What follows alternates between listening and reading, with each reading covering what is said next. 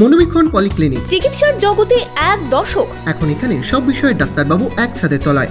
Phone করুন 7477799515 এই নম্বরে। জঙ্গিপুরে ভোট প্রচারে কোনো খামতি রাখতে চাইছে না কংগ্রেস প্রার্থীও। নেতৃত্বদের নিয়ে বৈঠকের পাশাপাশি বিভিন্ন এলাকায় প্রচার সারলেন জঙ্গিপুরের কংগ্রেস প্রার্থী মর্তুজা হোসেন বকুল। উৎসবের মরশুমে বস্ত্র প্রতিষ্ঠান কাভেরি নিয়ে এলো শাড়িতে buy two get one free. এছাড়াও থাকবে কেনাকাটায় গোল্ড কয়েন অফার এবং নিশ্চিত উপহার। তাই সঠিক দামে ভালো মানের কালেকশন পেতে আজই চলে আসুন কাভেরিতে। জঙ্গিপুরে দলীয় কার্যালয়ে বৈঠকের পর নেতৃত্বদের নিয়ে পায়ে হেঁটে প্রচার কংগ্রেস প্রার্থী মর্তুজা হোসেনের।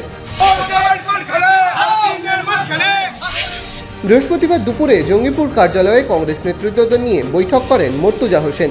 বৈঠক শেষে দলীয় নেতৃত্বদের নিয়ে মিছিল করে গড়িয়াহাট থেকে জনসংযোগ শুরু করেন জঙ্গিপুরের কংগ্রেস প্রার্থী। এরপর ফুলতলা, দরবেশপাড়া, বাজারপাড়া, ষষ্ঠীতলা সহ বিভিন্ন এলাকায় প্রচারে অংশ নেন কংগ্রেস প্রার্থী। লড়াই তো আজকে শুরু হলো, লড়াই চলবে, আগামী দিনে আরও লড়াই হবে, জোরদার লড়াই হবে, শেষ পর্যন্ত লড়াই আমাদের থাকে।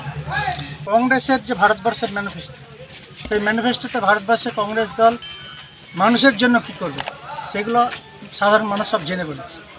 সেটাকে ইস্যু করে আমরা এগাবো।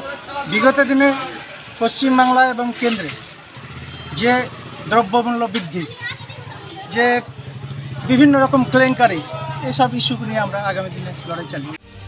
21শে মার্চ জঙ্গিপুরের প্রার্থীর নাম ঘোষণা করে কংগ্রেস। প্রয়াত প্রাক্তন মন্ত্রী আব্দুস সাত্তারের নাতি মর্তুজা হোসেনকে প্রার্থী করেছে কংগ্রেস। প্রার্থী ঘোষণা হতেই একদিকে শুরু হয়েছে দেওয়াল লেখন, অন্যদিকে নিজেও পথে নেমে প্রচার শুরু করেছেন কংগ্রেস প্রার্থী। এই আসনে তৃণমূল প্রার্থী করেছে খলিলুর রহমানকে, অন্যদিকে বিজেপি প্রার্থী করেছে ধনঞ্জয় ঘোষকে। তারাও নিজেদের মতো করে করছেন জনসংযোগ। Bureau report, imagine community media.